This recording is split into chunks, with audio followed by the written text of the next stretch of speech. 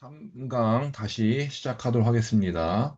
자, 그래서 우리가 그 LED라고 하는 것은 반도체라고 했고요. 반도체 같은 경우는 PN 정션이기 때문에 플러스와 마이너스를 반드시 잘 지켜줘야 된다라고 말씀을 드렸습니다. 그래서 일단 다시 또 화면을 공유하고 시작하도록 하겠습니다. 그래서 발광 다이오드 같은 경우는 아까 우리가 그 회로를 한번 구현해 봤죠. 그래서 실제 여러분들이 만약에 아주 간단하게 하고 싶다라고 하면은 이거 같은 경우는 암수 케이블을 써가지고 연결해 보는 방법도 있겠죠. 이렇게 이런 식으로 간단하게 해볼 수 있을 겁니다. 자, 저항입니다. 레지스터 같은 경우는 기본적으로 전압, 전류, 어, 저항값이 있는데 이 저항은 아주 회로의 가장 기본적인 부품이라고 생각하시면 될 것 같아요. 그런데 전기에 대한 내용을 좀 더 깊게 가르쳐 주면 좋겠지만 실질적으로 전기에 대한 내용을 깊게 가르쳐 주기에는 시간이 조금 부족하지 않을까라는 생각이 들어가지고 일단 하는 게 낫겠네요. 하시죠.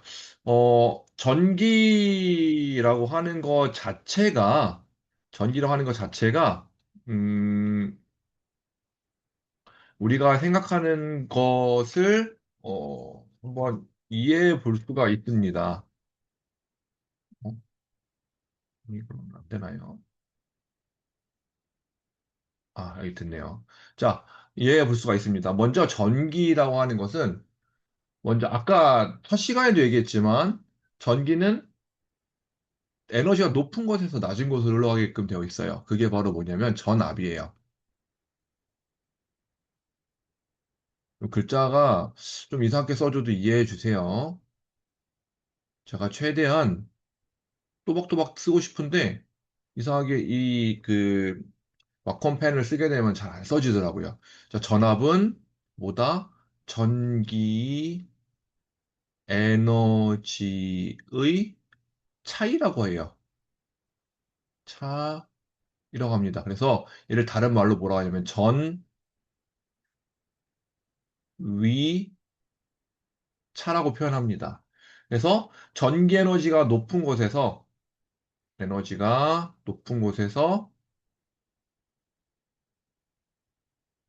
낮은 곳으로 흘러가게끔 되어 있어요. 그게 무슨 얘기냐? 여러분들 중력이라는 게 있죠. 중력이라는 것은 막 예를 공이 있어. 공이 있으면 바닥에 떨어지겠죠. 여기 공을 잡고 있을 거예요. 제가 이렇게 손으로 잡고 있다 가정해 봅시다. 그러면 얘는 떨어질까요? 안 떨어질까요? 공을 잡고 있을 때. 안 떨어집니다. 그 얘기는 무슨 얘기냐? 얘는 떨어지고 싶어 하지만 내가 잡고 있는 힘 때문에 떨어지지 못해요. 하지만 내가 손을 놨어요. 이렇게 손을 놨다라고 했을 때 어떻게 될까요? 공이 쭉 하고 떨어질 거를 예측하고 있죠. 즉, 무슨 에너지냐? 잠재적인 에너지, 즉, 포텐셜 에너지를 가지고 있다라고 얘기합니다. 그런데 그냥 떨어진 것이 아니라, 왜 하늘로 안 올라가죠? 그렇죠. 얘가 가진 위치 에너지, 즉, 위치 에너지라고 하는, 포텐셜 에너지라고 하는 것이 높은 곳에 이 바닥면보다 높아져야지만이 에너지가 더 커지는 거죠. 그런데 중력에 의해서 떨어질 거는 우리가 알고 있습니다. 놨어요. 그러면 이 공이 뚝 떨어져서 바닥에 도착했죠. 근데 더 이상 갈 곳이 있나요? 없습니다. 즉 바닥에 탁 달라붙어요. 즉 여기는 위치 에너지가 최대가 되고 여기는 위치 에너지가 최소가 되는 거죠. 즉 0이 됩니다. 그래서 이 중력에 의해서 공이 떨어진다고 했을 때 에너지 차이에 의해서 속도가 점점 붙는 거고 여기 도착하면 에너지 없기 때문에 위치 에너지 없기 때문에 멈추는 겁니다. 전기도 마찬가지예요. 전기도 전기의 위치 에너지, 즉 전위차가 높은 곳에서 낮은 곳, 0으로 흘러간다고 했죠. 그래서 이 전압이라고 하는 이 V 값은 뭐 9볼트다 라고 하면은 우리가 이 건전지를 갖다 보통 많이 표현하는데 9볼트다라고 하면 이 9볼트 건전지예요 라고 하면은 얘는 그냥 9볼트가 아니라 여기가 9볼트, 여기가 0볼트, 즉 요 두 전기의 위치 에너지의 차이에 의해서 전기가 흘러갈 수 있는 길이 만들어지게끔 해주는 겁니다. 그럼 이런 거 물어볼 수 있겠죠. 그러면 전 위차잖아요. 그럼 여기가 10볼트고 여기가 1볼트면 어떻게 되는 건가요? 즉 델타 V라고 하는 이 전위차는 이것도 맞습니다. 왜? 일반적으로 0볼트가 되는 부분은 아까도 얘기했지만 땅밖에 없어요. 그라운드. 근데 건전지라고 하는 것은 이미 이 내부적으로 이 내부 안에 내부 저항이 존재하기 때문에 아예 0볼트가 될 수는 없습니다. 그래서 보통 10볼트, 1볼트, 아니 뭐 9.8볼트, 0.8볼트 이런 식으로도 표현은 가능해요. 그렇기 때문에 이 전압 같은 경우는 내가 플러스와 마이너스 또는 플러스와 그라운드에 가지고 있는 에너지의 차이의 값을 가진다고 하면 돼요. 1.5볼트 같은 경우보다 플러스에선 1.5볼트, 마이너스 쪽에선 0볼트 이렇게 돼도 플러스 1.5볼트가 되는 거죠. 이런 식으로 두 개의 차이를 나타낸다라고 이해하시면 될 것 같아요.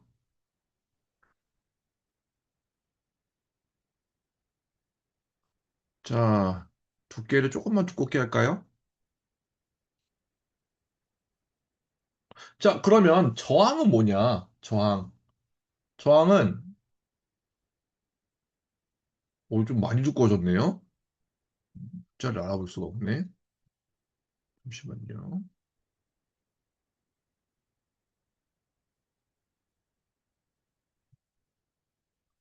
자, 다시 한번.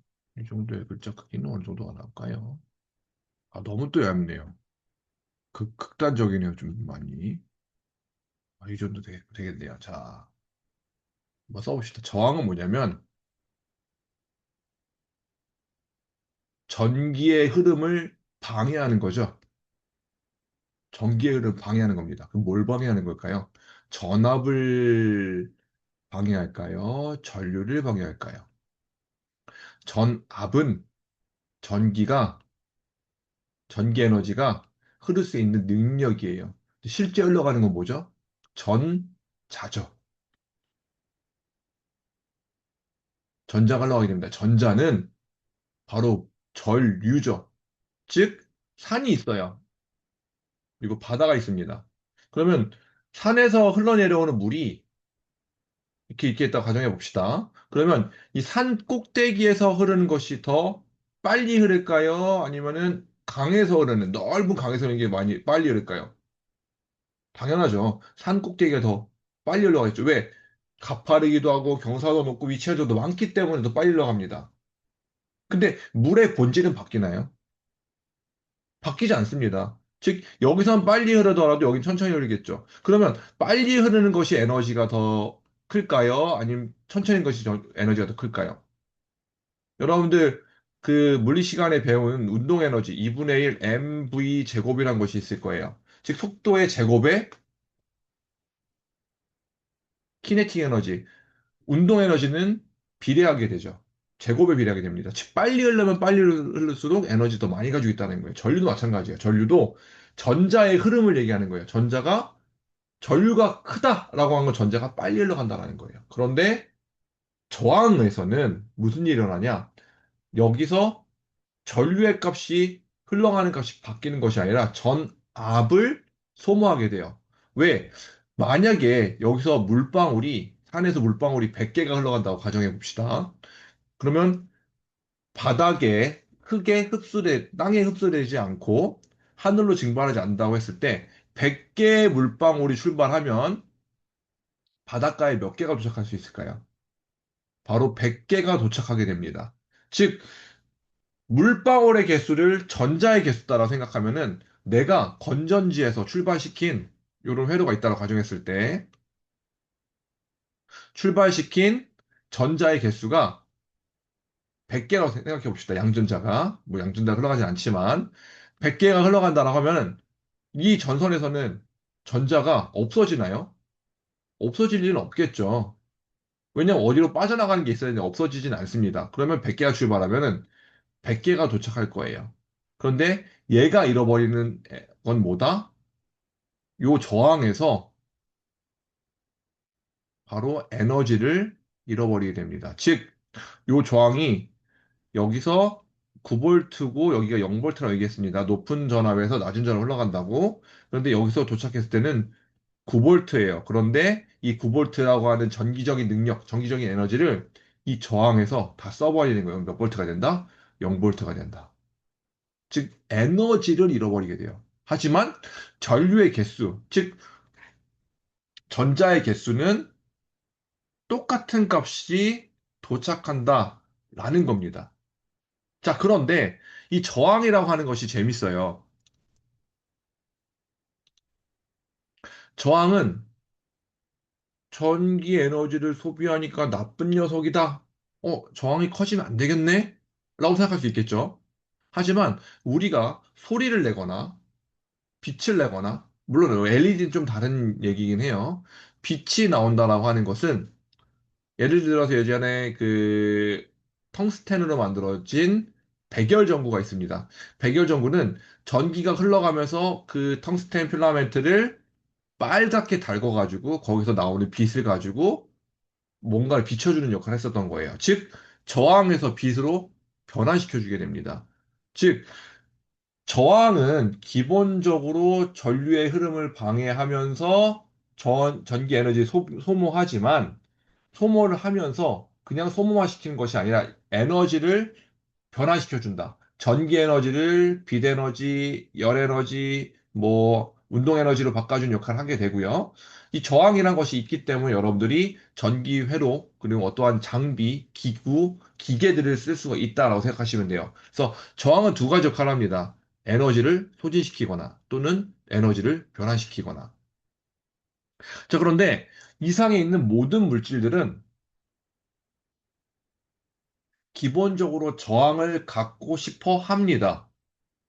저항이 만들어지는 원리는 뭐냐면 절대 영도 K, 절대 영도 마이너스 273K.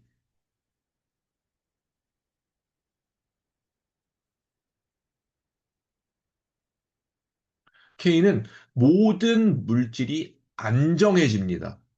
안정. 안정 상태가, 스테이블한 상태가 되는 거예요. 그런데 얘가 온도를 여기서 1K, 즉 마이너스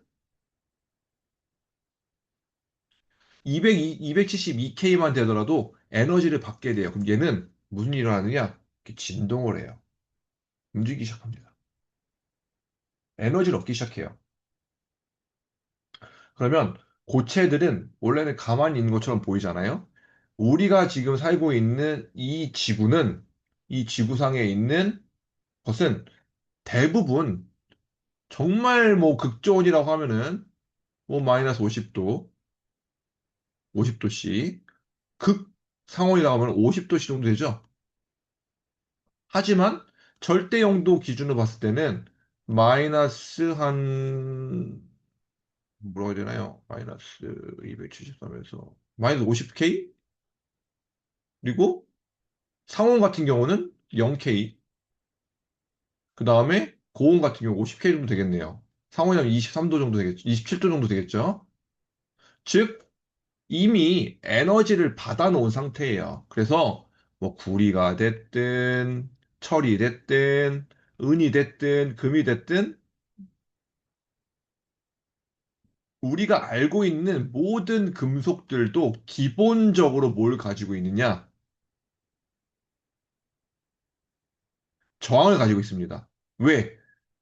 에너지를 가졌다라는 것은 진동, 그러니까 이 고체나 아니 어떤 이 분자나 이런 것들이 진동을 하기 시작한다는 거예요. 그러면 자 이렇게 만약에 게임한다고 생각해 봅시다. 여기 가만히 있는 녀석이야. 그러면 여기서 뭐가 움직여. 어떻게 될까요? 얘가 없는 곳으로 그냥 지나갈 수가 있겠죠. 그런데 얘가 이렇게 진동을 하고 있습니다. 그럼 어떻게 되나요?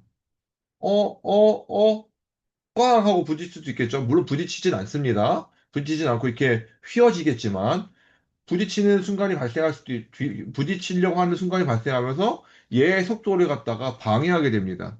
즉 저항이 생기게 되는 거예요. 이때 전자끼리 부딪히게 되기도 하고 그러면 뭐 전자가 튕겨서 나가기도 하고 뭐 전자에서 에너지 잃어버리기도 하고 이런 식으로 되는 거거든요. 그러다 보니 모든 물질은 저항을 갖고 있어서 이 저항을 갖다가 낮추기 위해서 많은 연구들을 진행합니다. 그게 바로 뭐냐? 얼마 전에 나온 초전도체죠, 초전도체. 이제 얼마, 2, 3년 됐나 벌써? 초전도체. 한창 상온 초전도체가 나왔다고 해가지고 굉장히 핫 이슈가 됐었죠. 초전도체는 이 전기 저항이 0이 되는 거예요, 0. 0. 그러면 어떻게 된 거죠? 무한대로 이렇게 보낼 수가 있는 거죠. 에너지 손실이 없으니까. 그러면 전 세계에 있는 구리도선이 아까도 얘기했죠. 구리, 철, 은, 금 이런 것들이 전부 다 뭐가 있다? 저항을 가지고 있다. 구리도선이 바뀌게 될 거예요. 구리도선이. 아, 생각만 해도 소름 돋지 않나요? 전 세계에 있는 모든 구리도선이 초전도체로 바뀐다. 그러면 에너지 손실이 없어요. 그리고 발전소 저기 저 먼 곳, 뭐 예를 들어 우리나라 같은 경우 울진에 그 울진이나 그쪽에 원자력 발전소가 있죠. 근데 거기서 원자력 발전소에서 왜 수도권까지 오면은 그 에너지 손실이 많느냐? 구리도선 연결되어 있기 때문에. 구리도선 연결되어 있기 때문에 그 구리도선 안에서 에너지 로스가 있을 수밖에 없습니다. 그래서 원자력 발전소가 효율이 좋은 거 알고 있어요. 알고 있지만 그것 가지고서는 감당이 되지 않기 때문에 뭐 태안이나 아니면 저쪽에 어디나 보령이나 그런 쪽에 화력 발전소가 있습니다. 화력 발전소를 그 근처에 만들어 놓은 이유는 수도권에 가까운 곳에서 에너지 전달하는 것도 있고요. 그리고 화력 발전소 자체는 좀 원자력 발전소보다는 껐다 켰다 하는 것이 조금 더 원활합니다. 그래서 그 원활하게끔 하기 때문에 이렇게 수도권 근처에다가 화력 발전소를 지어 놓는 거죠. 만약에 근데 구리도선에 정이 없으면 저 그 사람이 안 살고 있는 뭐 사막에다 지어놔도 되고 또는 뭐 저쪽에 북극, 남극에다 지어놔도 되겠죠. 그 선 이어가지고 연결하면 되니까 전기 에너지가 손실이 없으니까. 그리고 우리가 잘 알고 있는 전기차는 모터로 구동이 되죠. 근데 모터에 그 고정자와 회전자라는 게 있습니다. 고정자와 회전자는 전부 다 자석이에요. 고정자는 그 이 모터의 외곽 부분에 붙어 있어요. 이렇게 한번 보여드릴까요?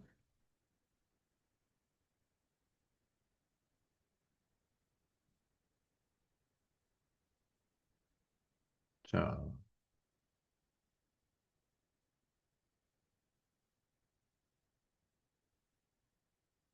자, 모터의 외곽 부분, 여기에 자석 같은 게 되어 있죠. 그리고 이 안쪽에는 코일을 칙칙칙칙칙 감아놓은 상태예요. 구리도선을. 얇은 구리도선을, 뭐, 모터마다 다르긴 하지만, 구리도선을 어느 일정한 굵기로 해가지고 계속 감아놓은 상태입니다. 근데 이거 보세요. 이게 엄청나게 많죠. 고정자 같은 경우도 이제는, 어, 예전에는 영구 자석을 썼었어요. 이게 자석을 써가지고 썼었는데 영구 자석이냐? 쓰다 보면은 자화자고 하는데 자화된 것이 약해지기 시작합니다. 그러면 자석의 성능이 떨어지는 거예요. 그래서 고정자도 밖에서 코일로 만들고 회전자도 코일로 만듭니다. 그런데 문제는 뭐냐면 결국엔 이 자석에서 이거를 자석을 화시키기 위해서는 전류를 흘려보내야 되는데 이 구리도선 자체가 엄청난 전력 로스가 있는 거예요. 그러다 보니까 실질적으로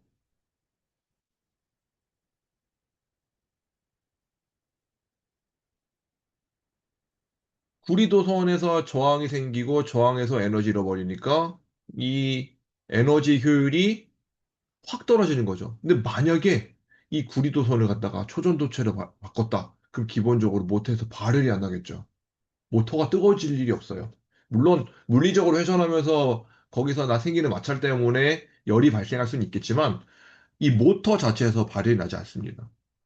그리고 에너지 손실이 0이에요. 동력이 기존 대비 몇 배, 몇십 배가 올라갈 수가 있는 거예요. 그러면 현재 500km, 600km 가는 것들이 물론 바닥면에 마찰이 있어서 그것만큼은 아니겠지만 두 배, 세 배, 열 배까지도 늘릴 수가 있는 상황이 돼버리는 거죠. 그러면 이 초전도체가 상원 초전도체라고 하는데 이 상원 초전도체가 만들어지는 순간 이 세상 전부 다 전기차가 바뀔 수도 있습니다. 정말 엄청난 효율로. 올라가기 때문에 굳이 배터리를 무겁게 장착시킬 필요도 없는 거죠. 자, 그래서 이런 식으로 우리가 저항이란 값을 갖다가 이해하시면 좋을 것 같아요. 그런데 왜 제가 이 긴 얘기를 했느냐? 저항은 무조건 어떠한 물질인지 간에 생긴다. 우리가 쓰는 현재 온도에서는. 그러면 예를 들어서 구리도선 한번 생각해 봅시다. 이렇게 구리도선 있고, 이게 A 구리도선이에요. 그리고 B 구리도선이에요. 이렇게 여기로 흘러가는 거예요. 그러면 얘는 전기가 흘러갈 수 있는 면적이 어떻죠? 넓죠. 굉장히 넓은 영역을 흘러갈 수가 있습니다. 그런데 얘는 어때요? 좁죠. 얘보다는 한 4분의 1, 길이가 2분의 1이니까 면적으로 따졌을 때 4분의 1만큼 전류가, 그러니까 지나가는 길이 줄어드는 거예요. 자, 여러분, 서울에 가면은 광화문이 있습니다. 광화문에 가면은 양쪽에 십몇 차선이 있죠. 거기서 차가 다니는 것과 시골 소로에서 2차선에서 차가 다니는 거랑 어떤 게 더 차가 많이 지나갈 수 있죠? 그렇죠. 도로가 넓은 넓을수록 많이 지나겠죠. 그러면 도로를 갖다가 전선으로 바꿔서 생각해 보십시오. 그러면 전선이 굵어지면 굵어질수록 전기가 더 잘 흐를까요? 아니면 더 안 흐를까요?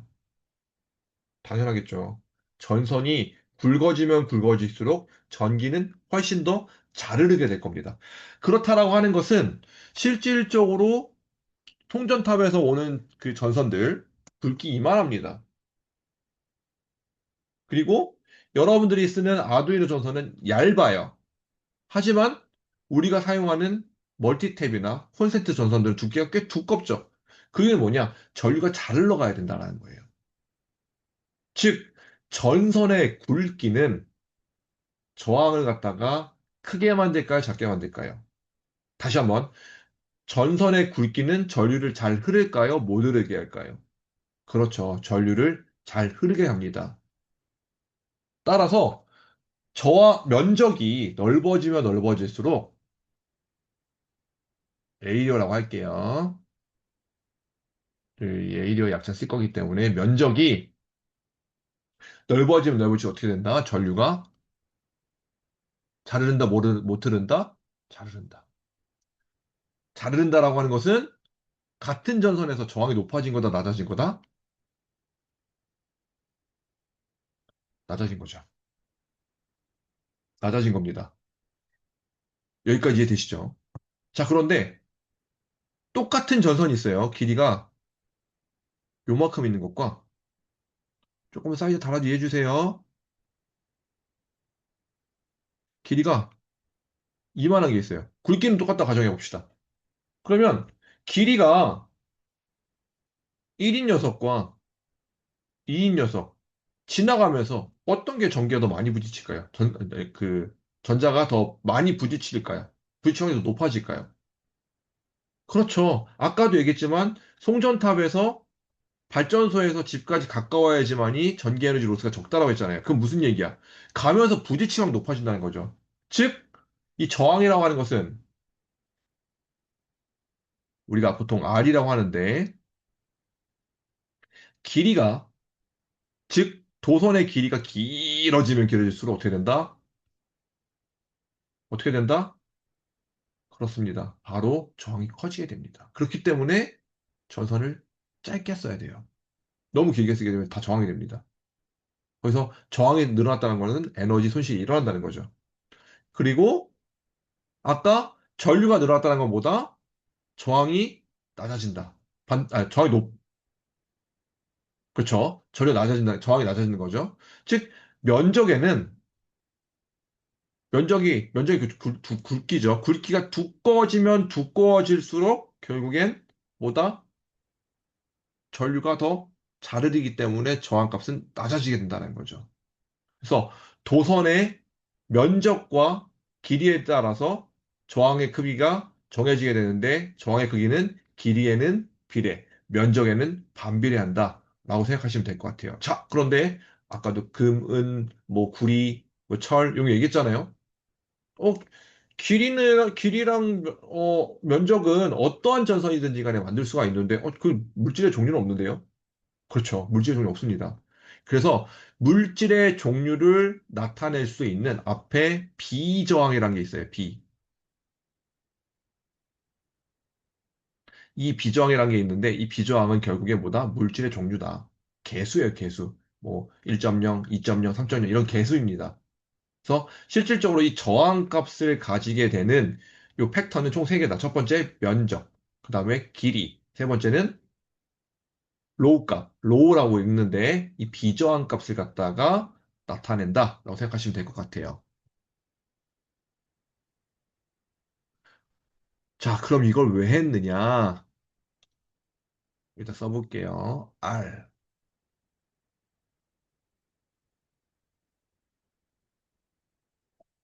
R은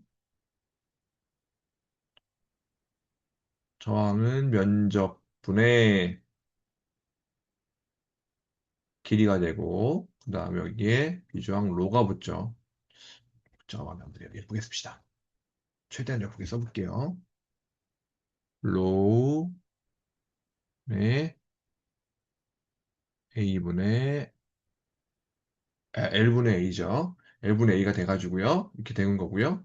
자, 그런데 왜 이런 얘기 했냐면은 여러분들이 회로를 꾸미거나 회로를 짤 때 저항을 많이 해서 어떠한 회로를 꾸미게 될 겁니다. 그런데 저항에 직렬 연결이 있습니다.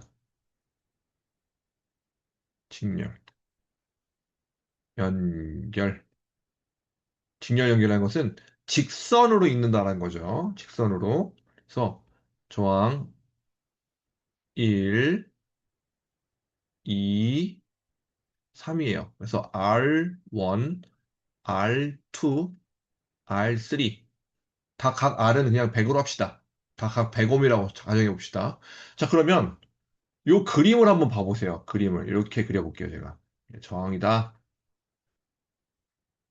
라고 하면은 각각 이 저항값들이 길이가 늘어난 것처럼 보이나요? 면적이 늘어난 것처럼 보이나요? 자, 여기서 출발해가지고 여기서 도착했다고 했을 때 내가 전기가 갈 수 있는, 전류가 흘러갈 수 있는 길이 늘어난 것처럼, 길이 넓어진 것처럼 보이나요? 아니면 길이가 길어진 것처럼 보이나요? 그렇죠. 길이가 길어진 겁니다. 그렇다고 하면은 이렇게 되면 저항이 커졌을까요? 작아졌을까요? 맞습니다. 저항이 바로 커진 겁니다. 그래서 R은 위에 있는 그림 봤을 때 R1 더하기 R2 더하기 R3가 됩니다. 자, 그런데 우리가 직렬 연결과 쌍벽을 이루는 병렬 연결이 있습니다. 병렬 연결. 병렬 연결은 이렇게 생기죠. 이렇게 되어 있다고 제가 그림 그려볼게요.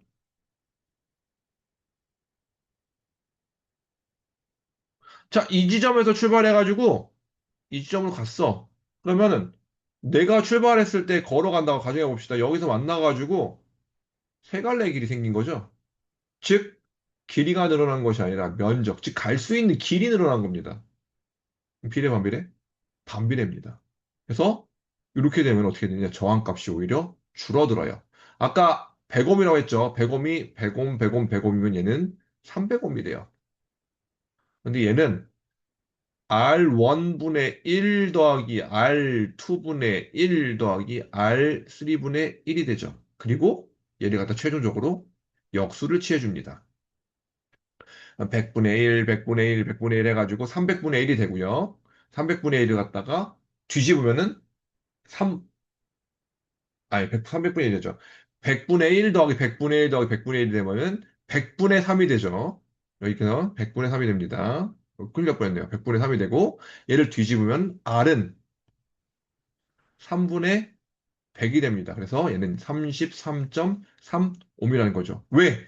면적이 늘었기 때문에 얘는 갈 수 있는 길이 늘어나 버린 거예요. 그렇기 때문에 어떻게 된다? 저항값은 낮아진다.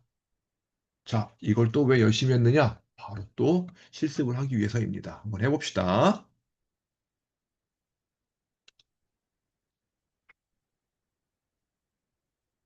자, 일단 모든 회로는 다 지우고 다시 할게요. 처음부터.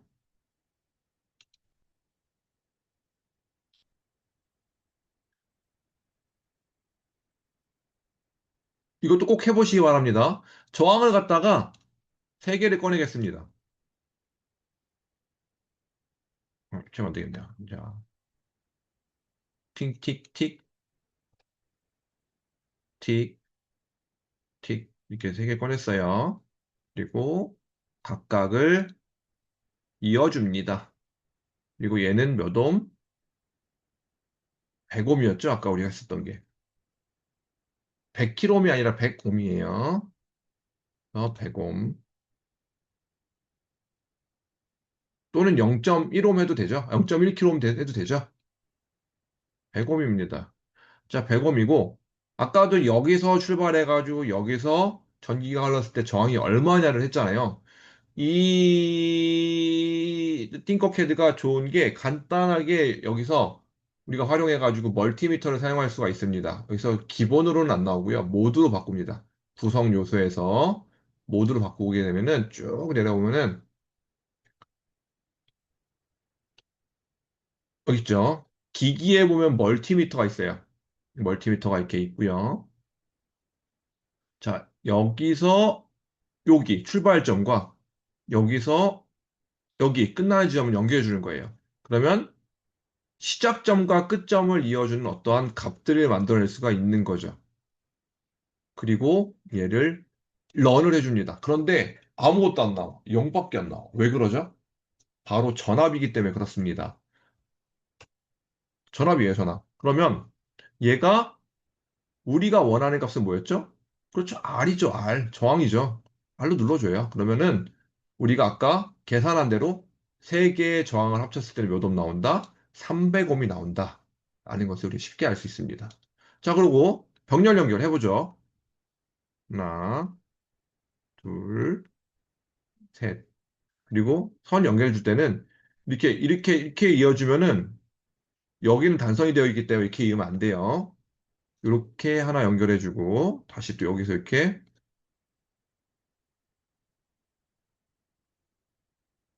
이어주셔야 됩니다.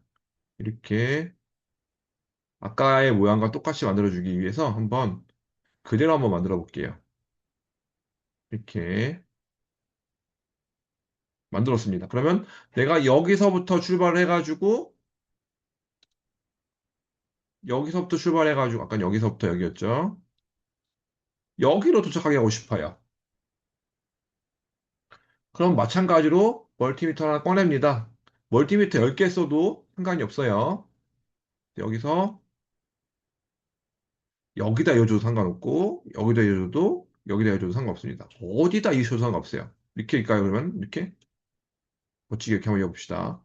맨 위에 거랑 맨 밑에 있는 거. 결국엔 전기라고 하는 것은 내가 흘러가는 부분에서 도착하는 부분까지 그냥 전체적으로 가는 길을 갖다가 모든 회로를 다 따라간다 생각하시면 돼요. 자, 런 누릅니다. 아까도 마찬가지 0볼트밖에 안 돌아가는 거죠. 만약에 여기서 저항 R을 눌렀을 때 얘가 정말 길이 넓어지고 늘어났다고 하면 이 100옴보다 작은 값이 나와야 될 거예요. 그리고 우리가 계산했을 때 100옴분의 1, 100옴분의 1, 100옴분의 1에서 100옴분의 3에서 약 역수치하면 33.35이 나왔습니다. 자, 맞는지 확인해 보겠습니다. 맞죠? 이런 식으로 회로를 구현해 가지고 우리가 한번 확인해 볼 수가 있습니다. 왜 이게 중요하냐? 여러분들 회로를 짤 때 저항 하나만 가지고 값이 나오는 경우도 있어요. 근데 일반적으로 우리가 저항 하나만 가지고는 그 모든 저항을 다 할 수가 없잖아요. 그래서 보통 기준이 되는 저항들을 몇 개 사가지고 회로를 뭐 병렬도 만들기도 하고 직렬도 만들기도 해가지고 내가 원하는 값에 대한 수치를 만들어내게 되는 거죠. 그리고 여기다가 뭐도 할 수 있느냐? LED 붙이면 빛이 나올 수가 있겠죠. 그래서 빛을 제어할 수 있는, 조절할 수 있는 그러한 것도 될 수가 있을 겁니다.